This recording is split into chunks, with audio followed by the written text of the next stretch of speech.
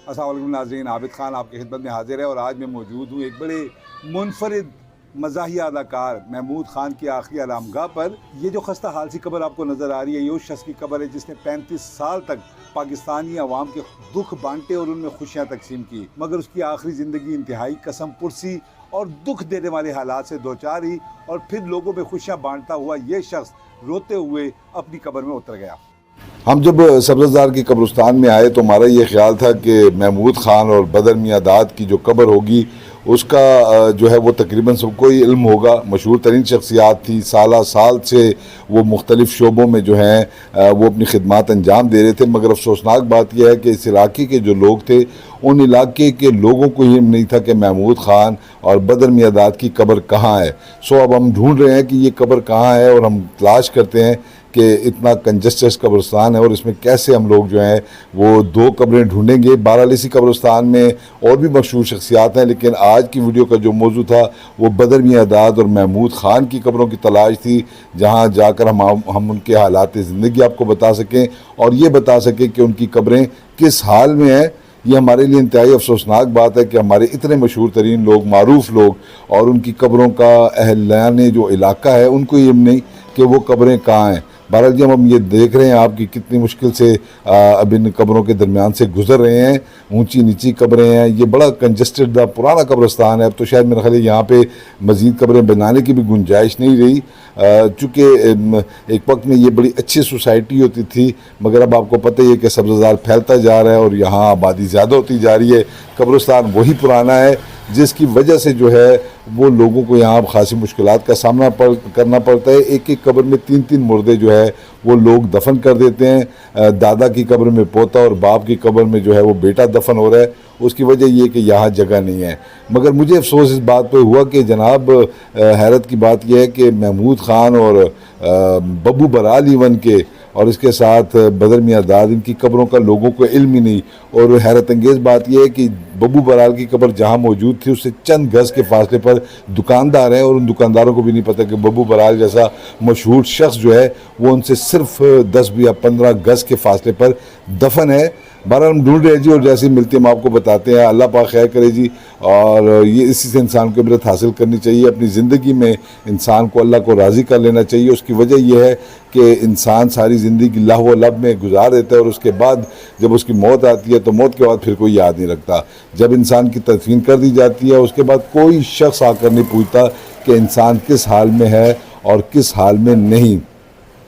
हम अब ढूंढ रहे हैं जी, और आप ये हालत देख रहे होंगे कि कब्रिस्तान की क्या हालत है। ख़ासा मुश्किल से जो है वो ये कब्रें हम तलाश कर रहे हैं।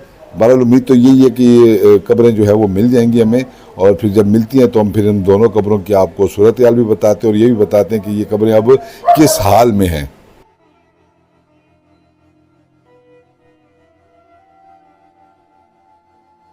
फनकारों के मामले में हम तंग दिल और तंग नजर वाक़ हुए हैं। हर कुछ अरसे के बाद हम किसी न किसी अदाकार की माली बदहाली और बीमारी के मुतालिक सुनते हैं।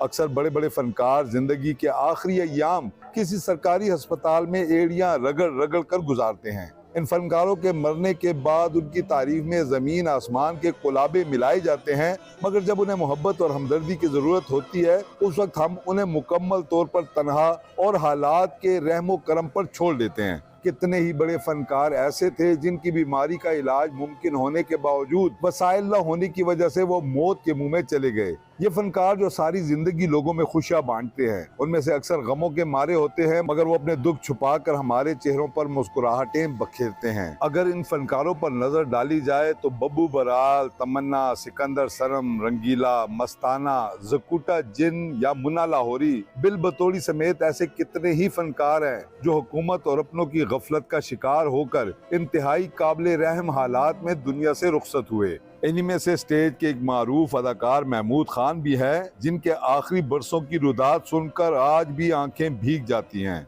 महमूद खान स्टेज के एक मुनफरिद अदाकार थे। वो एक लहीम शहीम इंसान थे और इसी जुस्से को उन्होंने अपनी इंफरादियत के लिए इस्तेमाल किया। अपने बड़े हुए पेट के साथ महमूद खान जिस तरह की हरकत और सकनात करते, उसे देखकर हंसी रोकना मुश्किल हो जाता था। मगर जब सवाल आया तो सब ने ही आंखें फेर ली। बीमारी के इलाज के लिए पैसे थे और ना ही घर के किराए के लिए। खाने के लिए 2 वक्त की रोटी नहीं थी। बिलाखिर मालिक मकान ने तंग आकर घर से निकाल दिया, जिसके बाद उन्होंने प्रेस क्लब के सामने एक कैंप लगा दिया। हुकूमत ने उनके एहतजाज पर अपनी जान छुड़ाने के लिए 15,000 रुपए माहवार का वजीफा मुकर्रर किया, जिसे बाद में 5,000 रुपया कर दिया गया। अब आप खुद अंदाजा लगा सकते हैं कि जो शख्स शदीद बीमार हो, बेछत हो और खाने के लिए रोटी न हो, वो 5,000 रुपए महीने में कैसे अपना गुजारा चला सकता है। बीमारी, बेरोजगारी और बेघरी ऐसे अजाब थे जिन्होंने इस खूबसूरत फनकार को मौत से बहुत पहले मार दिया था। 35 साल तक लोगों को हंसाया, मगर फिर वो खुद रोते रोते कब्र में उतर गया। ये स्टेज के एक बड़े नामवर अदाकार थे। अपने जुस्से और अपनी मुनफरिद अदाकारी की वजह से वो अवाम में इंतहाई हर दिल अजीज थे। अदाकार महमूद खान उन बदकिस्मत फनकारों में शामिल हैं जो हमारे माशरे की रवायती बेहिसी का शिकार हो गए। 1960 में पैदा होने वाले महमूद खान 2014 में महज 54 बरस की उम्र में इंतकाल कर गए। महमूद खान ने भी जिंदगी के आखिरी दिन बड़ी कसम पुर्सी से गुजारे, यहाँ तक कि गुर्बत ने उन्हें छत से भी महरूम कर लिया। उन्होंने अपने हक के लिए लाहौर प्रेस क्लब के बाहर डेरा भी लगाया, एहतजाज भी किया और भूख हड़ताल भी की, मगर वहाँ भी उन्हें दिलासों के अलावा कुछ न मिला। और मैं इस वक्त मौजूद हूँ पाकिस्तान में कवाली की दुनिया के एक बहुत बड़े नाम बदर मियां दाद की आखिरी आरामगाह पर। उन्हें शहंशाह कवाली भी कहा जाता था। बदर मियां दाद 1962 में पैदा हुए और 2007 में उस जहाने फ़ानी से कूच कर गए। अपनी मुख्तसर ज़िंदगी में बदर मियां दाद ने इतने बड़े कारनामे दिखाए जो शायद 100 साल की ज़िंदगी में भी इंसान नहीं दिखा सकता। बदर मियां दाद पाक पतन के कवालों के एक मशहूर ख़ानदान में पैदा हुए। आपके वालिद उस्ताद मियां दाद और दादा भी मशहूर कवाल थे। बदर मियां दाद उस्ताद नुसरत फ़तेह अली ख़ान के चचाजाद भाई और बहनोई थे। 1975 में उन्होंने अपने कवाली की कैरियर का आगाज़ किया और 1980 तक उन्हें खासी शोहरत भी मिल गई। बदर मियां दाद ने इंडिया और पाकिस्तान की मुतादिद फिल्मों के लिए मौसीकी भी दी। सलमान खान की मशहूर फिल्म विरोध के लिए मौसीकी बदर मियां दाद ने ही दी। बदर मियां दाद ने मुख्तलिफ गैर मुल्की कंपनियों के साथ मिलकर काम किया और खूब शोहरत समेटी। बदर मियां दाद अपनी शोहरत के अरूज पर थे कि उन्हें शुगर और फिर गुर्दों का आर्जा लाहक हो गया, जिसकी वजह से वो सिर्फ 47 साल की उम्र में इस दुनिया से कूच कर गए। वो कि बदर मियां दाद आज हम में मौजूद नहीं, मगर शहंशाह कवाली का खिताब हासिल करने वाले इस अजीम कवाल का फन हमेशा जिंदा रहेगा।